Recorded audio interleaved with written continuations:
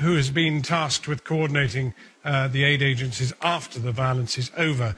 Well, Isaac Herzog, this is one building which must have been the #1 do not hit, and you did it. First of all, I can confirm most of the facts that were described by Mr. Ging. On the one hand, though, the operation started unintentionally because fire was launched at Israeli soldiers from the vicinity of the compound. And because people are under fire, sometimes they respond. The Minister of Defense and I were in a meeting with the Secretary General of the United Nations, and on the spot instructions were given to stop firing. And thereafter there was an apology which was given to the Secretary General. You should know that there are over a few hundred of such compounds and sites around Gaza Strip. So it is a mistake. We apologize for it, but it's not the #1 site in Gaza Strip. It's very difficult to deal with because leaders all over the world have condemned this as an atrocity. Our own Prime Minister here has said it's utterly indefensible. And after the apology was issued, you hit it again. Can you explain it?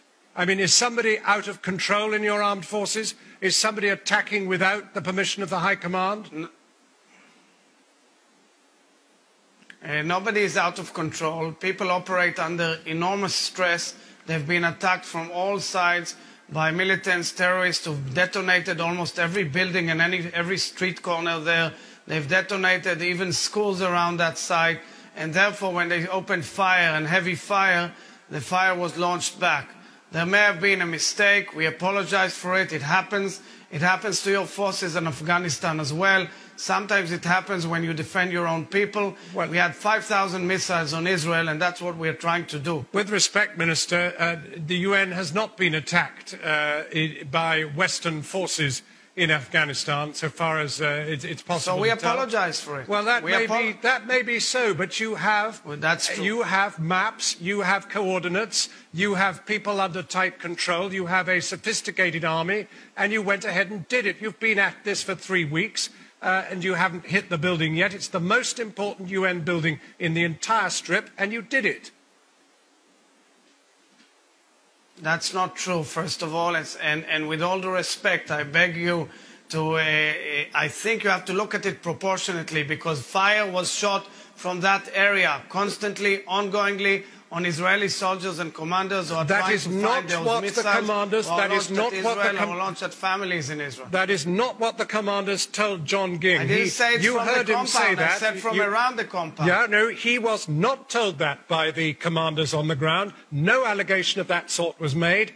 If you are saying that, then you are also saying that the UN's senior official in the Gaza Strip is lying. What I said was that according to our information, there was fire from that area around the compound. We are actually investigating this event, as was rightly said by Mr. Ging. We are investigating it, and you know that in Israel we take these things seriously, and we are looking into it throughout the chain of command. Minister, thank you very much for joining us.